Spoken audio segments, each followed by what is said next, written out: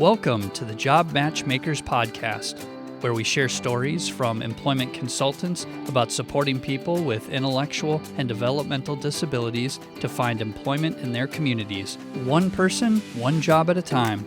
This podcast is produced by the Minnesota Transformation Initiative, a technical assistance center focused on expanding capacity for competitive integrated employment across Minnesota. We are your hosts, Sherry Healy and Brian Bajan, and we work at the Institute on Community Integration at the University of Minnesota. Thanks for joining us.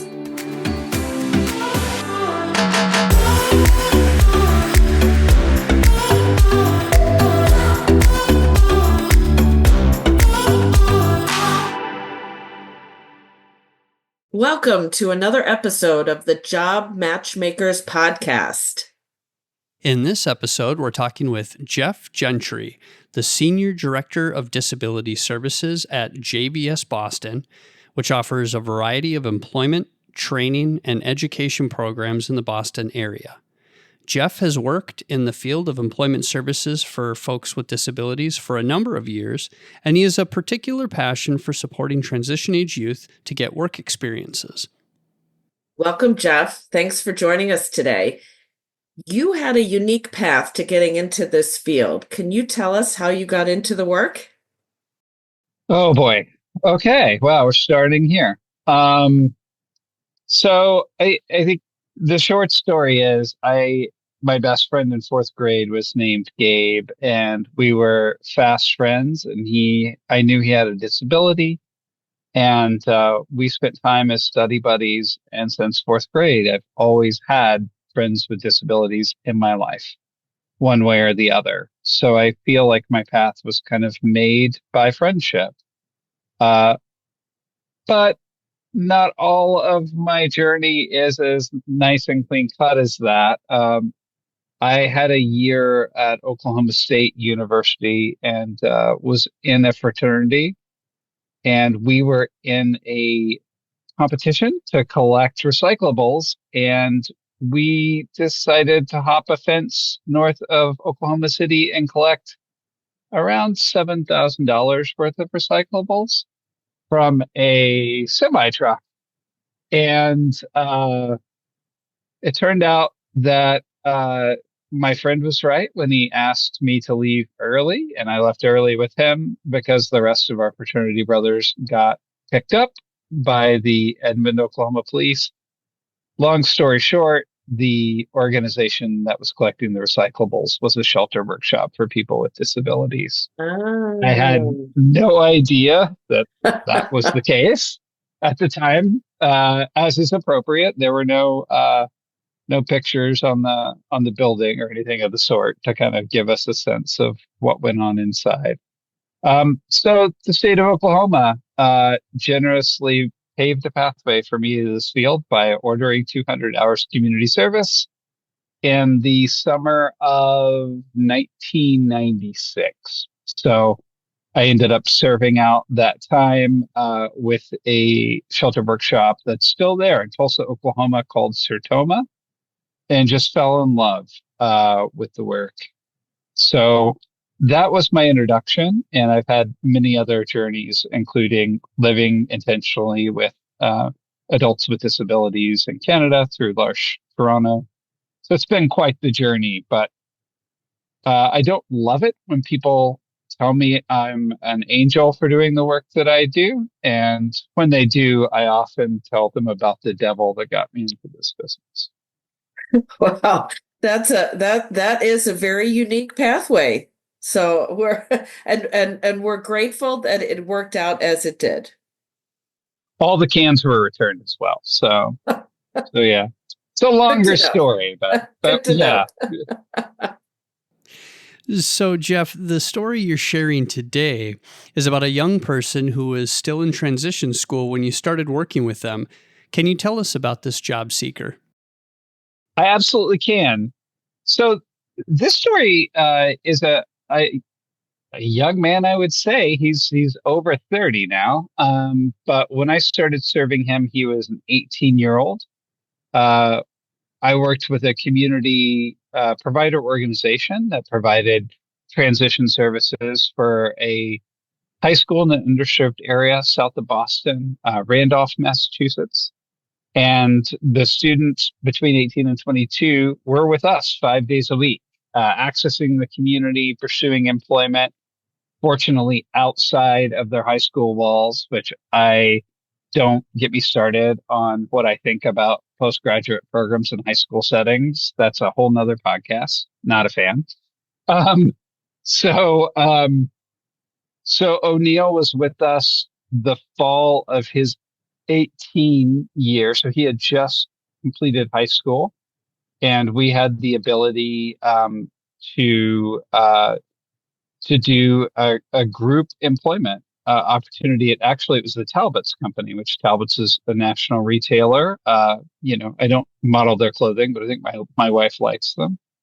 And he was working on a project there over the holidays with some gift wrapping, was getting paid competitive rate, had a coach with him, and there were 6 people on the team. And when the season was over, they offered O'Neill and one other young man the opportunity to stay at Talbots and work in the distribution center. So O'Neill came from a very blue collar family. I believe his dad was a lineman for Verizon. And I can remember sitting in the team meeting at his high school with O'Neill, his dad, and the special education teacher and the SPED administrator. And O'Neill saying, "If I take this job at Talbots," and his father said, "Oh, no, son, not if, you are taking this job at Talbots." And I love it.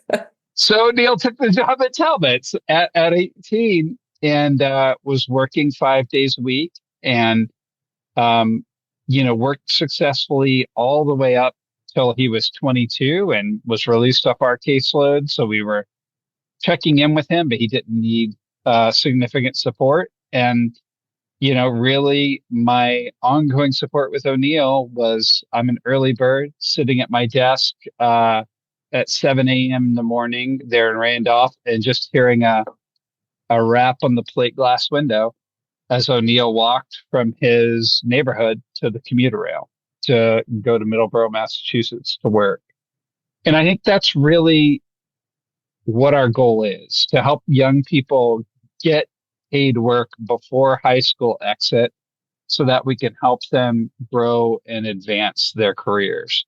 JVS, where I work now, is a very well resourced and a robust program with lots of resources for transitioning youth and adults with disabilities. But I would say this, if we had to choose just one function, we would choose paid employment before high school exit, because we know that's the highest leverage work that we do. And so I love to look back on working with young people like O'Neill and see them, he's still on LinkedIn, and see that annual anniversary come up at Talbots and know that he's doing well and that we did right by him. Wow, that's a great story. I want to dig a little bit more into you're talking about paid employment during transition. Many transition programs still are focused on unpaid work experiences during transition. In your view, when do you think is the right time to be doing those unpaid work experiences versus the paid work experience? Well, I'm probably going to sound like a radical, but I think the time to do unpaid work experiences is at 12 and 13, because in Massachusetts, by state law, the transition planning is to start as early as age 14. So I think that we should be working very proactively with 14, 15, and 16-year-olds to help them get their first paid employment. It's often very part-time. It's often in retail or food service settings, so that they can really be on track to move into more hours, or maybe even career track employment, or pursue educational credentials that will lead to even more career advancement as they get closer to the end of high school. So that's really what I think. I often say, Sherry, that The problem is not, people sometimes will be like, well, disability professionals just help people with disabilities get, grocery bagging jobs. Two things. One is grocery stores deserve a lot more respect and credit for being leaders in inclusive employment, because I have a lot of respect for the depth of their commitment. Two, the problem is not bagging groceries. The problem is that young adults with disabilities are not bagging groceries at 14, 15, and 16. They're starting those jobs at 23, 24, 25. That's the problem. They should be there at 14, just like my son was. And now at 17, he's an assistant manager at his grocery store. So we need to start sooner. We need to help families see that paid employment is part of young adults' education. It's not an extracurricular. It's not an add-on. Yeah, this concept of work being an expectation needs to start much, much earlier. And I've heard people say things like, truly, transition starts at age 6, because you're starting with chores at home, and just having those conversations at a very, very young age that disability or no disability, work is in your future. And that should just be part of that conversation, all along. It shouldn't be, oh, well, now we're done with school, let's start thinking about work. We need to, be thinking about career paths much earlier. So it does kind of sound radical because it's not what's happening, but it also seems like the right sort of expectation. Yeah, and I appreciate what O'Neill's the role that O'Neill's family played in setting those expectations as well. I worked 9.5 years for a service provider, employment and day support service provider here in the Twin Cities Metro before I came to ICI, and we worked a lot with transition age youth. And one of the challenges that my staff and I would run into is these youngsters. I call them youngsters because they're younger than me, but they are in transition school. They love that. That's their favorite. Yes, I of course. As folks are preparing for adulthood, they're excited to work, and we would often run into barriers from the parents or guardians who are just like, "Oh my gosh, my adult son or daughter can't possibly be working with minimal job coaching supports. Like that's just like not in the cards." And it seemed to me that just like what you see, Jeff, is that transition school is almost doing a disservice because we're not preparing people younger.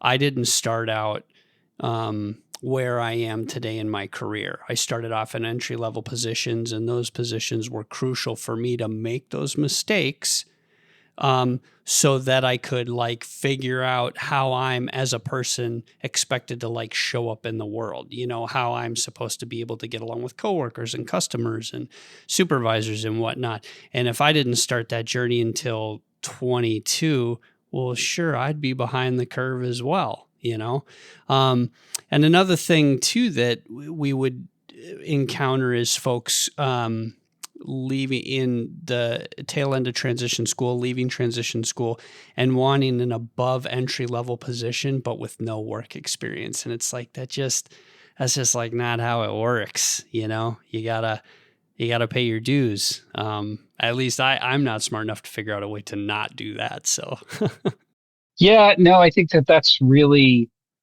well said. Right. You think about the great privilege that we have and the resources that we have, for now anyway, to help young adults with disabilities stay in high school till they're 21 or 22. And it's I think sometimes maybe that gives us kind of a false comfort that we can put off vocation. But really what we're putting off is career advancement. If people are starting late, they're not going to have as robust a career. Most likely. So yes, celebrate and fight like crazy to keep extended supports through high school, but also be responsible and get your kid a job when they're 14 or 15. And I don't think that's a disability comment, by the way. I think that's a youth development comment. I've been in the field for 18 years. I can tell you both of my children went to work at 14, one at a grocery store, one at an assisted living, serving food. In fact, I was 6 weeks late helping my son, who's now 17 and getting ready to enter college. I was 6 weeks late getting him to the grocery store to apply for work. And we were sitting on the beach in Massachusetts 5 weeks after his birthday. And he said, "When are we going to go to the grocery store? You said I have to get a job." And I said, "We'll get to it, son. We'll get to it. It's just, we've had so much going on, as I'm drinking a beer on the beach. How hypocritical can you get?" And my son turned to me and he said, "Dad, is that what you would say to me if I was your client?" Oh,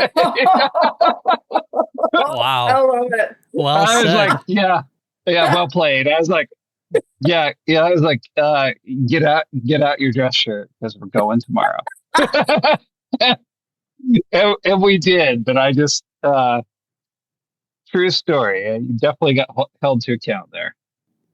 And so, Jeff, did you, in terms of working with O'Neill, did you do much of a discovery process with this person, or did they have a pretty good sense of their strengths and sort of what sector they'd be interested in working in?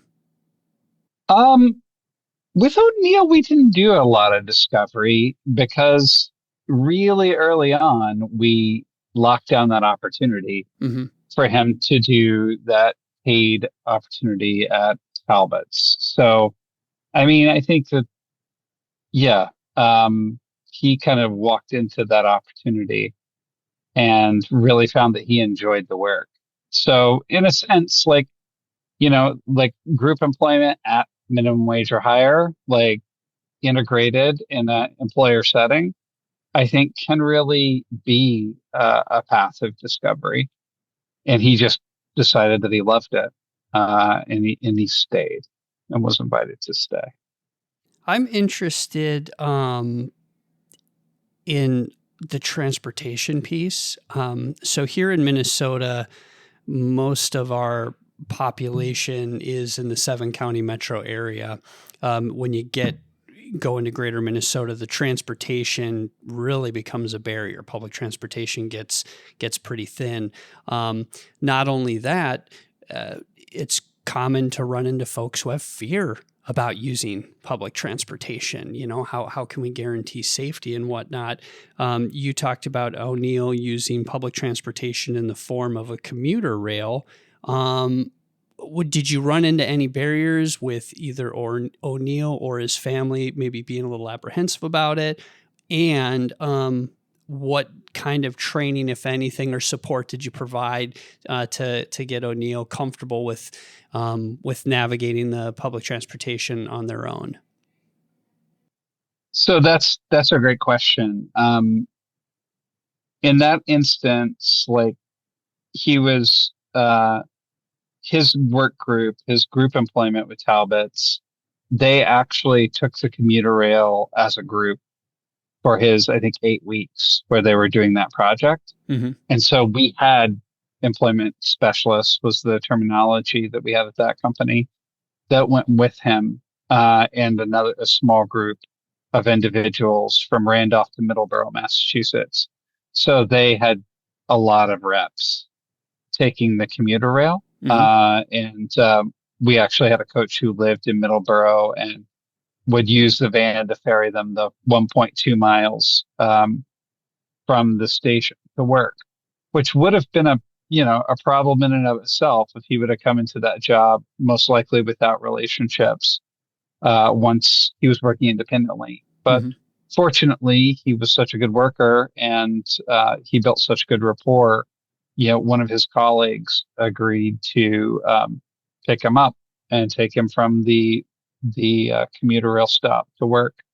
So for years, that's what he and another young man, they hired 2 of them. The other young man, Anthony, stayed there for 5 years. I mean, he didn't do 5 minutes of competitive employment either with them, but they had a colleague who was happy to pick them up and take them that 1.2 miles. So, you know, transportation, I think it's best if people just acknowledge that it is going to be a challenge, but that, it's soluble. Like, in most cases, you can find a solution or a solve for it. And granted, we live in a very metro area, but Middleborough is not metro. Randolph is fairly suburban-ish. It's kind of like the inner city suburb. Here in Boston, as people are priced out of Boston, they've been pushed out to Randolph. But yeah, he had a lot of training, and he was ready for that. I love that natural support that happened there with the colleague at Talbot's that was willing to take that extra step, to provide that support. That's something that I think is a unique solution, and sometimes those solutions just they present themselves without you even necessarily looking for them, or sometimes when you ask, you're pleasantly surprised that people are willing to to take that extra step to support this individual's employment. So can you talk about some just a little bit about natural supports and what you've seen in that area? Well, it's a good question. I think the key word you use there is ask, right? I'm kind of a lapsed evangelical minister. That's a whole nother podcast. But the one scripture I do quote at people quite often is from the New Testament book of James. You do not have because you do not ask. It's very true with natural sports, very true with fundraising, by the way, and with job development. You have to ask. And if you're not making enough asks, then you're silly to expect to find solutions. So I think we have to ask. I think I often tell my coaches, you need to walk into an employer knowing that you have allies and advocates everywhere. Like, especially in my career, kind of the awareness or the wave of autism awareness has happened like in my career timeline. So I started in this field January 6, 2007. So that's really happened. Along with that, everybody has become much more aware that they have friends, family members who are neurodiverse. Heck, even like normie looking white guys with raging ADHD like me are, neurodiverse right now. So there are people who inclusion is not just like, it's not a burden. It's a commitment that they've already made, and you just need to find them, but they're there. Right. So one of my things that, I always get really suspicious when I'm hanging out with job developers. So Brian, we talked earlier about APSE, Association of People Supporting Employment First. If I'm hanging out with job developers and they start talking to me about how employers are the problem in inclusive employment, that has not been my experience at all. And I think maybe that is a lazy excuse. Sorry, but maybe also it's that we are not doing a good job of surfacing people who are already committed to inclusion and building relationships with them on the employer side. So along those lines, you approached this employer, or this relationship with this particular employer started as an enclave or a group employment situation. Tell us a little bit about how you had that conversation with Talbot's to transition from a group employment situation to a competitive integrated employment situation. Great question. I think let me begin at the beginning. There's always an ask. So I was a part of a project called the Accessible Icon Project in 2009 to 2012. So it was the reframing of the accessibility logo into the more active logo. A dear friend of mine, Sarah Hendren, who is a parent advocate, created that. And we got to know one another, and it caught fire. Like, it was a graffiti, like, art project. It was not meant to be, a new logo. It wasn't us trying to life is good the disability community, let's put it that way. But people loved it. And long story short, it was the distribution center director at Talbot's who said, we want this on all of our accessible slots at the front of our warehouse in Middleborough, Massachusetts. Will you do it?